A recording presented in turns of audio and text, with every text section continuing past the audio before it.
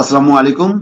সুপ্রিয় দর্শক, স্বাগত জানাচ্ছি কথার পিঠে কথা অনুষ্ঠানে। আমি মোস্তফা ফিরোজ এবং আমার অপর প্রান্তে যুক্ত আছেন সিনিয়র সাংবাদিক মাসুদ কামাল। মাসুদ কামাল, এখন দেখা যাচ্ছে রাজনৈতিক দলগুলোর সাথে ঐক্যমত্য কমিশনের ঘন ঘন বৈঠক হচ্ছে।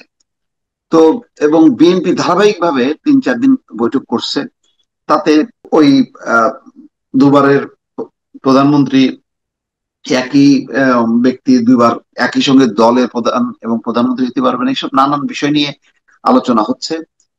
আবার বিএনপি আবার অন্যান্য দলের মতামত নিচ্ছে, বাসদ সিপিবির সাথে বসছে, 12 দলের সাথে বসছে। তো আসলে মানে এইটা কি হচ্ছে, মানে আপনার কাছে কি মনে হয় শেষ পর্যন্ত? আবার দেখা যাচ্ছে যে ওই এনসিপি নির্বাচন কমিশনে যে বলতেছে যে আপনারা ওই ঐক্যমত্য কমিশনের ওই ইয়ে অনুযায়ী বা প্রধান উপদেষ্টার ইয়ে অনুযায়ী আপনারা চলবেন, আগে থেকে আপনারা কেন বলতেছেন যে আপনারা রেডি? তো নির্বাচন কমিশনকে কি এইভাবে ধমক দেওয়া যায়, মানে এইভাবে বলা যায়?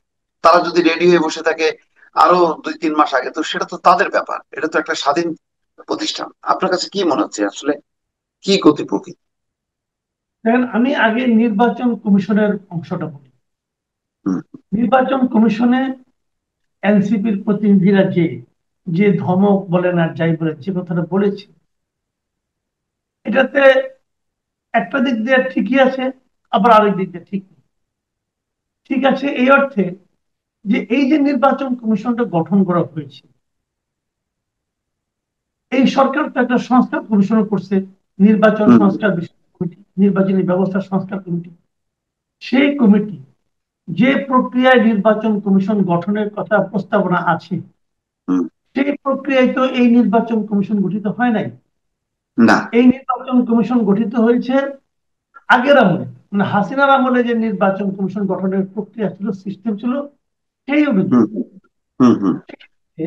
আবার ওই হুম। সময় নির্বাচন কমিশনের যে দায় দায়িত্ব কর্মপদ্ধতি সম্পর্কে যা ছিল ওই সময় তাই আছে, তারা হুম। হুম। সেভাবেই কাজ করছে। আর ইয়েরা ছাত্ররা তাদের যে বক্তব্যটা, যে এই নির্বাচন কমিশনের এগুলি করা আলটিমেটলি এই সংস্কার প্রস্তাবগুলি ওই জাতীয় ঐক্যমত্য কমিশনের মাধ্যমে গৃহীত হওয়ার পর এই নির্বাচন কমিশন থাকবে কিনা তারই তো কোনো গ্যারান্টি নেই, এবং হুম। এদের এই সমস্ত কর্মকাণ্ড করে এখতিয়ার থাকবে কিনা তাও তো কোনো গ্যারান্টি নেই। এই তারা এগুলি কেন করছে? এটা হলো ছাত্রদের পার্ট থেকে আমি মনে করি ঠিকই আছে। আবার বেঠিক যেটা, সেটা হলো যতক্ষণ পর্যন্ত এই ব্যাপারে কোনো সিদ্ধান্ত না হয় ততক্ষণ পর্যন্ত তো এদের তো নিয়োগ দেওয়া হয়েছে। এখন নিয়োগ দেওয়ার পর তাদের সামনে যে আইনগুলি আছে, তারা হুম। তো হুম। সেই আইন অনুযায়ী চলবে। হুম। হুম। এবং সেই আইন অনুযায়ী চললে তারা যা করতেছে ঠিকই করতেছে। কিন্তু আরেকটা জিনিস, মাঝখানে দেখলাম একজন কমিশনার বলেছেন তারা এখন নির্বাচনের জন্য মোটামুটি প্রস্তুত। হুম। এটাও তো সে বলতে পারে না। বলতে পারে না নির্বাচনের জন্য নির্বাচন কমিশন প্রস্তুতি নিবে তখন যখন নাকি সরকারের পক্ষ থেকে তাদেরকে প্রস্তুতি নিতে বলা হয়। নির্বাচনের কোনো ডেট কি ঘোষণা করা হয়েছে? হয় নাই তো। তো তাদের আগে ভাগে প্রস্তুতি নিতে কে বলছে? এটা কি তারা পারে? পারে না। যদি এই সমস্ত মিলে আসলে হচ্ছে কি জানেন, কোনো আইন তো নাই এইভাবে। যার যেটা মনে হচ্ছে যে ক্ষমতাবান, উনি যেভাবে ভাবছেন, যেভাবে বলছেন, দেশ সেভাবে চলছে। সবকিছুকে হুম। আইন অনুযায়ী চলছে, সংবিধান অনুযায়ী চলছে? চলছে না তো। কাজেই সংবিধান অনুযায়ী যখন না চলে, যখন সংবিধান বিধি কেউ কোনো আচরণ করে, তখন যদি তাদের জিজ্ঞাসা করেন, বলবে কি এই সংবিধান আমরা মানি না। কারণ যে হুম। বলে মানি না, তার বিরুদ্ধে আপনি কোনো অ্যাকশন নেন না। যদি অ্যাকশন না নেন, তাহলে মানি না যে এই কথাটা এস্টাবলিশ হচ্ছে। তো এখন এইভাবেই চলছে, এ আইন মানি না বলে দিল, আপনি কি করবেন? হুম। হুম। কিন্তু এখন দেশে ব্যথা হয়েছে বলছেন, ফরহাদ মাজার একটা ভালো কথা বলছেন। ফরহাদ মাজার বলছেন যে সংবিধান তো স্থগিত করা হয় নাই, সংবিধান তো আছে। তো সেই সংবিধান অনুযায়ী তো এই সরকার অবৈধ সরকার, সেটা স্পষ্ট করছে। এখন হয় যদি সরকারকে আপনি বৈধ করতে চান, তাহলে সংবিধানকে হয় বাতিল করতে হবে না স্থগিত করতে হবে। এরা হুম। সংবিধান বাতিলও করে না, সংবিধান স্থগিত করে না, আবার সরকার নাকি বৈধ সরকার। এখন আপনি কেমন করে বলবেন বলেন? কিন্তু পুরো একটা আওলা। এখন এই আওলা থেকে কিভাবে তারা বের হবে আমি জানি না। সবচেয়ে সহজ ছিল কি সংবিধানকে স্থগিত করে দেওয়া, যে আমরা এই সময় সংবিধান স্থগিত করলাম, আমরা আমাদের মতো করে চলবো। কিন্তু প্রবলেমটা হলো আপনার সংবিধান স্থগিত করে তো 2 বছর কাটাতে পারবেন না। আপনি যদি সংবিধান স্থগিত করেন, সেটা করতে পারেন খুবই শর্ট টাইমের জন্য। হুম হুম হুম হুম একটা হুম। দেশ এত দীর্ঘ সময় সংবিধানকে স্থগিত করে চলতে পারে না, এটা হইতে পারে না। তো তার দুই সংবিধান আপনি আবার স্থগিত আবার করে। রেগুলার গভর্নমেন্ট চলতে গেলেও তো সংবিধান অনুযায়ী তো আপনি বেশি দিন চলতে পারেন না। সেটাও তো রাইট। নির্বাচনের মধ্য দিয়ে আপনাকে যাইতে হবে, তাই না? হ্যাঁ। আমরা যে বলতাম যে মঈনুদ্দিন ফখরুদ্দিনের শাসনটা অবৈধ, কেন বলতাম? বলতাম যে 2 বছর ব্যাপী একটা মানে ইলেকটেড গভর্নমেন্ট ছাড়া 2 বছরের এইভাবে চলতে পারে না। এই কারণেই তো বলতাম যে এটা অবৈধ সরকার। সেটাই। কাজে এখন মানে এই জিনিসটা হলো কি, যে যত দ্রুত সম্ভব নির্বাচনটা করে ফেলা উচিত। হুম হুম। এখন এইটা বললে আবার অনেকে মন খারাপ করে। মন খারাপ করে হ্যাঁ হ্যাঁ। ওনারা একটা প্রজেক্ট দিয়ে মাঠে নামছে, যে এই অনির্বাচিত অথবা অরাজনৈতিক সরকারকে যত বেশি সময় রাখা যায় সেই ততই প্রজেক্ট দেশের নিয়ে জন্য ভালো। হুম। এখন এটাকে নানা ভাবে ই করতেছে এবং এখন। এটা মানুষের মধ্যে বেশ একটা মানে একটা একটা ভিত্তিও পাইছে যে আহ, যেহেতু আওয়ামী লীগ মারামারি কাটাকাটি করছে, এই করছে তা করছে, বিএনপির মধ্যে এই প্রবণতা দেখা যাচ্ছে, সুতরাং ইউনূস সরকারই থাকুক। না, এই ধরনের একটা কথা তো আছেই। এই ধরনের হুম কথা যাতে নাকি আরো দৃঢ় হয়, সেজন্য কিছু প্রচেষ্টাও আছে, হুম প্ল্যান্ড ওইটা চালানো হচ্ছে। এবং এই জন্য নানা লোককে নিয়োগ করা হয়েছে। প্রচুর ফেক আইডির মাধ্যমে সোশ্যাল মিডিয়া এটা নিয়ে আলোচনা হচ্ছে। যারা এর বিরোধিতা করতেছে তাদেরকে সমাজে হেয় প্রতিপন্ন করার জন্য ওই সমস্ত ফেক আইডি থেকে রীতিমতো নানা ধরনের উল্টাপাল্টা কথাবার্তা বলা সবই হচ্ছে।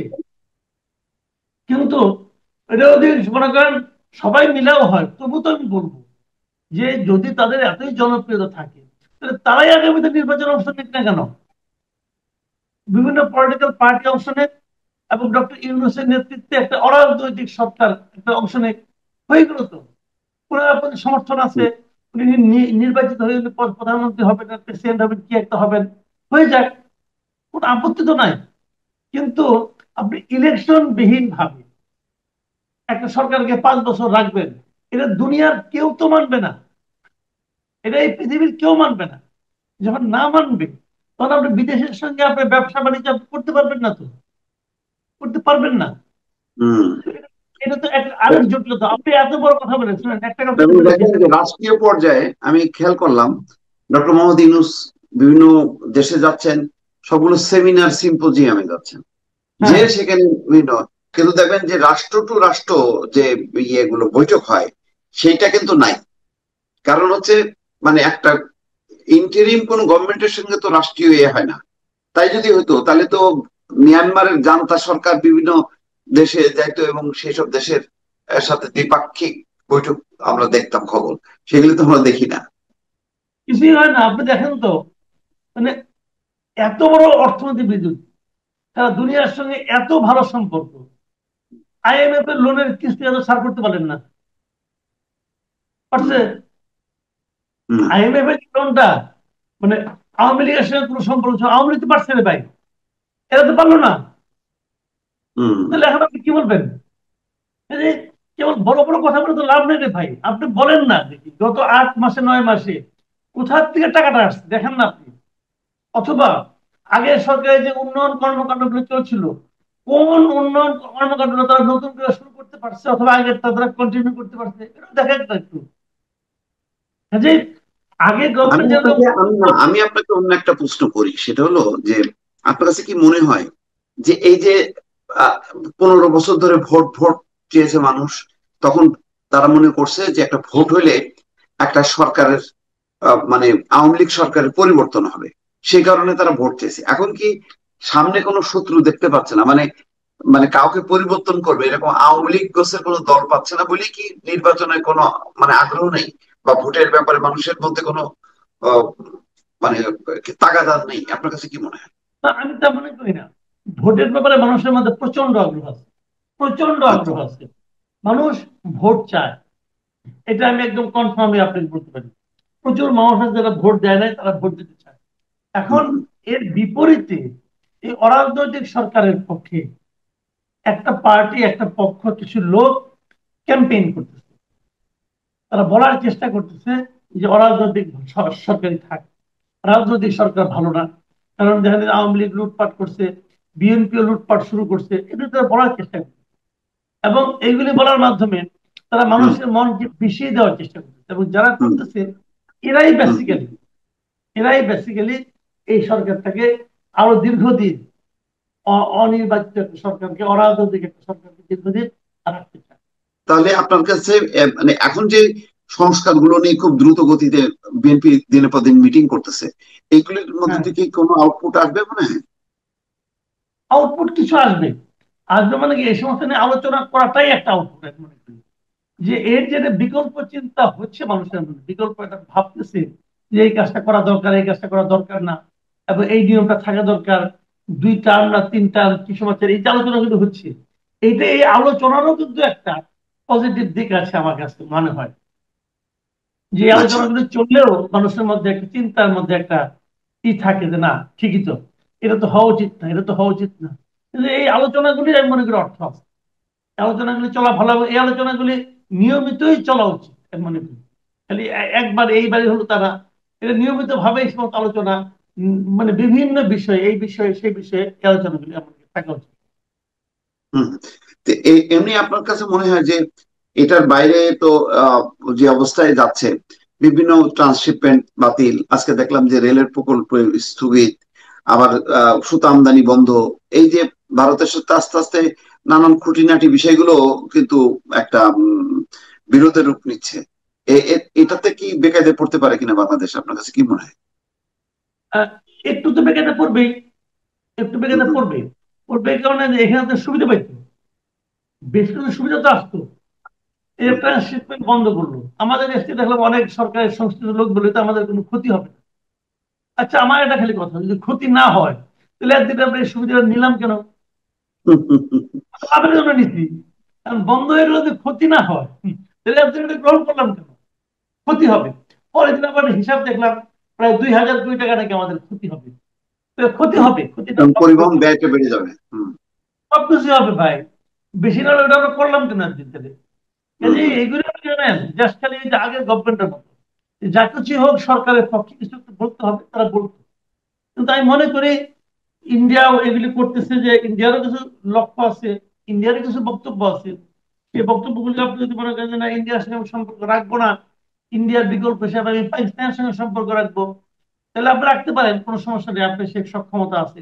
কিন্তু তাতে কি আমার লাভ হবে, এটাও বুঝতে হবে।